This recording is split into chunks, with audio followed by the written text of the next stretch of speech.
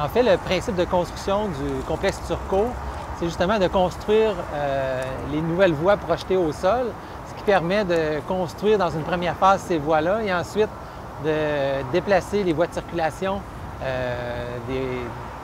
existantes vers les nouvelles voies et nous permet de démolir les structures, les anciennes structures. Dans notre situation, le fait d'avoir acquis la cour Turcot et d'avoir des structures en hauteur, ça nous permet de construire en parallèle des voies existantes, ce qui minimise les impacts aux usagers. Ça nous permet justement d'éviter des impacts importants auprès de la circulation. La circulation va être maintenue dans l'ensemble du chantier pour toute la durée des travaux, sauf pour quelques petits liens locaux ou quelques bretelles. Un des bouts où l'impact va être important, c'est sur l'autoroute Ville-Marie. On a convenu de minimiser le nombre de voies de circulation pour justement éviter des expropriations. Donc, en parallèle, c'est qu'on va mettre des mesures de transport en commun pour justement combler les problématiques de circulation. Dans la préparation de nos plans et devis, il y a des mesures qui sont mises en place. En fait, l'entrepreneur doit suivre des règles, des limites qu'on établit dans son contrat, dans ses travaux. Et il y a un suivi au niveau des travaux qui est fait pour vérifier ces niveaux de bruit et de poussière.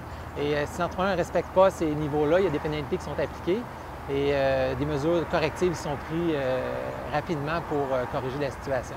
Il y a un numéro de téléphone qui est mis à la disposition du public pour justement interagir avec les gens rapidement et prendre action immédiatement.